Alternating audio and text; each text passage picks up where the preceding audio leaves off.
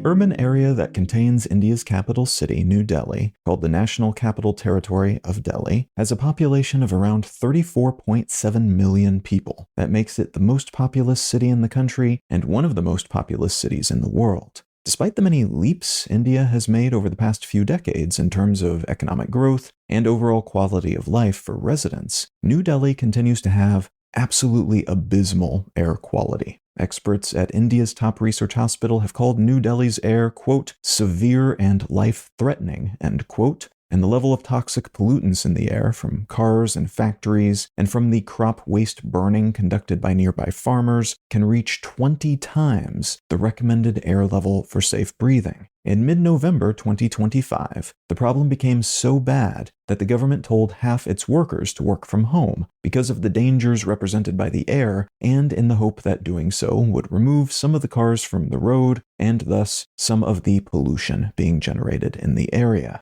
Trucks spraying mist using what are called anti-smog guns along busy roads and pedestrian centers help, the mist keeping some of the pollution from cars from billowing into the air and becoming part of the regional problem, rather than an ultra-localized one, and pushing the pollutants that would otherwise get into people's lungs down to the ground. Though the use of these mist sprayers has been controversial, as there are accusations that they are primarily deployed near air quality monitoring stations, and that those in charge put them there to make it seem like the overall air quality is higher than it is, manipulating the stats so that their failure to improve practical air quality is not as evident. And in other regional news, just southeast across the Bay of Bengal, the Indonesian government, as of the day I'm recording this, is searching for the hundreds of people who are still missing following a period of unusually heavy rains. These rains have sparked floods and triggered mudslides that have blocked roads, damaged bridges, and forced the evacuation of entire villages. More than 300,000 people have been evacuated as of last weekend, and more rain is forecast for the coming days. The death toll of this round of heavy rainfall, the heaviest in the region in years, has already surpassed 440 people in Indonesia, with another 160 and 90 in Thailand and Vietnam, respectively, being reported by those countries' governments from the same weather system.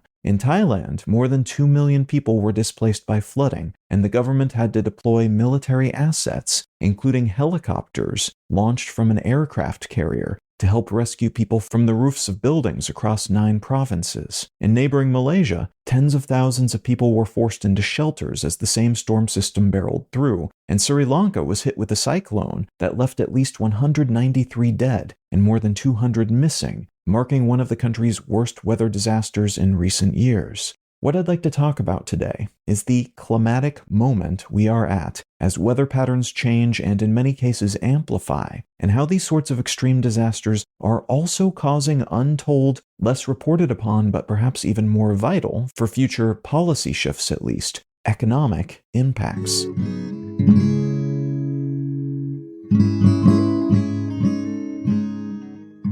You're listening to Let's Know Things. I'm Colin Wright. I'm able to keep this show ad-free because of support from listeners like you. If you're finding value in what I'm doing here, consider becoming a paid supporter for the cost of a cup of coffee each month at letsknowthings.com. And as a thank you for your helping me keep this show solvent, you'll receive an additional bonus More Things episode each month. All right, let's get back to the show. The UN Conference of the Parties, or COP meetings, are high-level climate change conferences that have typically been attended by representatives from most governments each year, and where these representatives angle for various climate-related rules and policies, while also bragging about individual nations' climate-related accomplishments. In recent years, such policies have been less ambitious than in previous ones, in part because the initial surge of interest in preventing a 1.5 degrees Celsius increase in average global temperatures is almost certainly no longer an option. Climate models were somewhat accurate, but as with most things climate-related, seem to have actually been a little too optimistic. Things got worse, faster than anticipated, and now the general consensus is that we will continue to shoot past 1.5 degrees Celsius, beyond that baseline level, semi-regularly, and within a few years or a decade, that will become our new normal. The ambition of the 2015 Paris Agreement is thus no longer an option.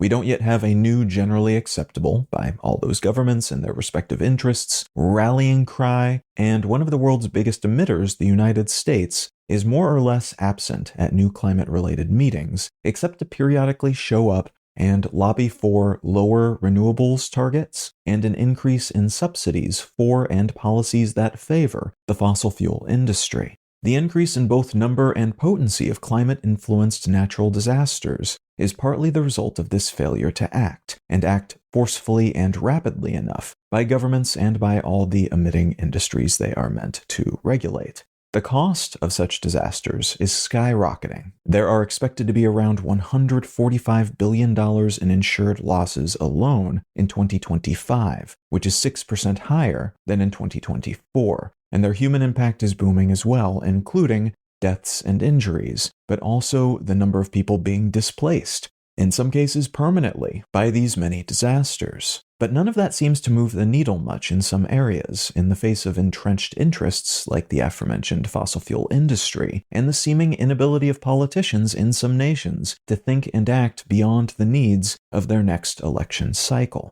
That said, progress is still being made on many of these issues. It is just slower than it needs to be to reach those previously set goals, like the now defunct 1.5 degrees Celsius ceiling. Most nations beyond petrostates like Russia, and those with fossil fuel industry-captured governments like the current US administration, have been deploying renewables, especially solar panels, at extraordinary rates. This is primarily the result of China's breakneck deployment of solar, which has offset a lot of energy growth that would have otherwise come from dirty sources like coal in the country, and which has led to a booming overproduction of panels that has allowed them to sell said panels cheap overseas. Consequently, many nations like Pakistan and a growing number of countries across sub-Saharan Africa, in addition to nations across Europe and Asia, have been buying as many cheap panels as they can afford, and in poorer areas have been bypassing otherwise dirty and unreliable energy grids, creating arrays of microgrids instead. Despite those notable absences, then, solar energy infrastructure installations have been increasing at staggering rates, and the first half of 2025 has seen the highest rate of capacity additions yet, though China is still installing twice as much solar as the rest of the world combined at this point, which is still valuable, as they still have a lot of dirty energy generation to offset as their energy needs increase. But more widely disseminated growth is generally seen to be better in the long term, so the expansion into other parts of the world of solar is arguably the bigger win here. The economics of renewables may at some point then convince even the skeptics and those who are politically opposed to the concept of renewables, rather than practically opposed to them, that it is time to change teams. Already, conservative parts of the United States, like Texas, are becoming renewables boom towns, quietly deploying wind and solar at rapid rates because they are often the best, cheapest, and most resilient options, even as their politicians rail against these options in public and continue to vote for more fossil fuel subsidies. And it may be economics that eventually serve as the next nudge or forceful shove on this movement toward renewables more broadly, as we are reaching a point at which real estate and the global construction industry, not to mention the larger financial system that underpins them and pretty much all other large-scale economic activities, are being not just impacted,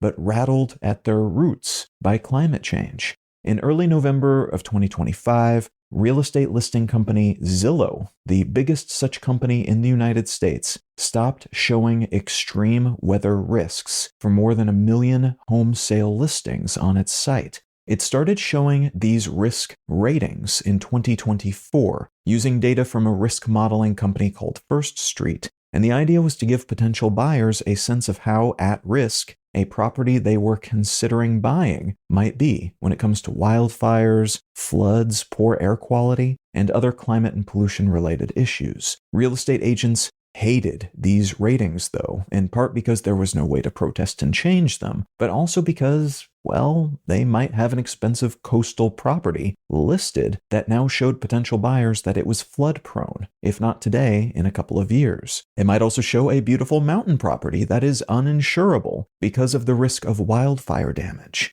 A good heuristic for understanding the impact of global climate change is not to think in terms of warming, though that often is part of it in most of the world, but rather thinking in terms of more radical temperature and weather swings. That means areas that were previously at little or no risk of flooding might suddenly be very at risk of absolutely and semi-regular devastating floods. The same is true of storms, of wildfires, and of heat so intense that people die just from being outside in it for an hour, and in which components of one's house might fry or melt. This move by Zillow, the appearance and removal of these risk scores, happened at the same time global insurers are warning that they might have to pull out of more areas because it is simply no longer feasible for them to do business in places where these sorts of devastating weather events are happening so regularly, though often unpredictably, and with such intensity, and where the landscapes, the ecologies, and the homes, their construction, they're not made to withstand such things. All that stuff came of age or was built in another climate reality. So many of these assets are simply not made for what is happening now, not to mention what is coming. This is, of course, an issue for those who already own such assets. Homes in newly flood-prone areas, for instance, because it means if there's a flood and a homeowner loses their home, they might not be able to rebuild or get a payout from an insurance company that allows them to buy another home elsewhere.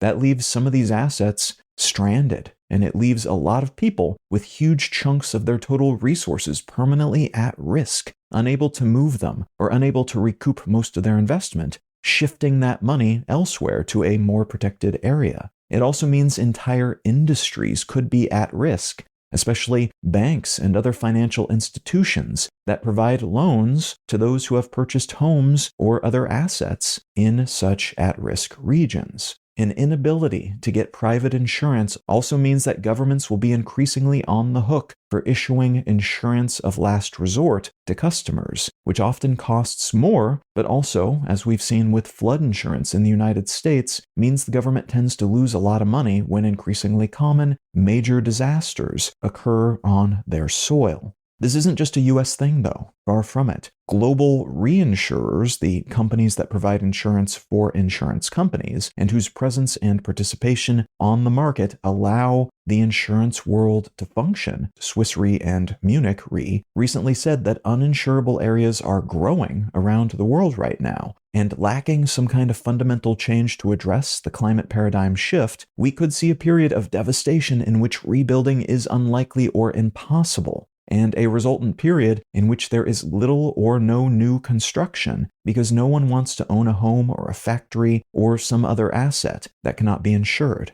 It's just not a smart investment. This is not just a threat to individual homeowners then, it is potentially a threat to the whole of the global financial system and every person and business attached to it, which in turn is a threat to global governance and the way property and economics work. There's a chance the worst possible outcomes here can still be avoided, but with each new increase in global average temperature, the impacts become worse and less predictable, and the economics of simply making, protecting, and owning things become less and less favorable.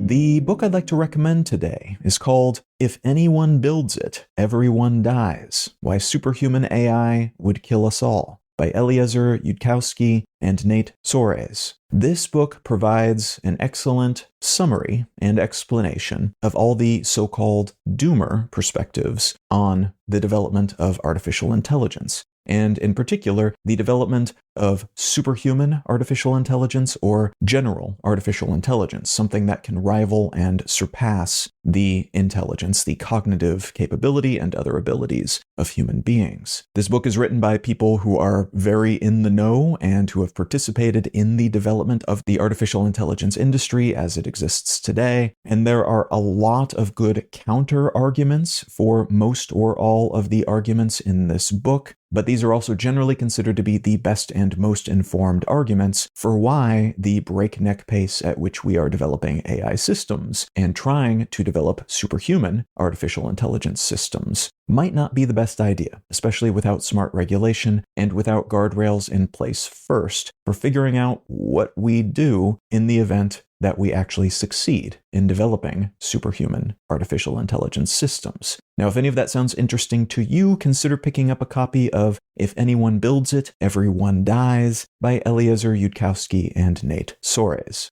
Let's Know Things is a listener-supported show. I don't make any money from ads, only what listeners contribute by becoming paid supporters at letsknowthings.com. If you're not in the position to become a paid supporter at the moment, consider leaving a quick review wherever you get your pods. Those help get the show in front of more people and lend a hint of credibility to independently made shows like this one. A huge thanks in advance, whatever shape your support might take.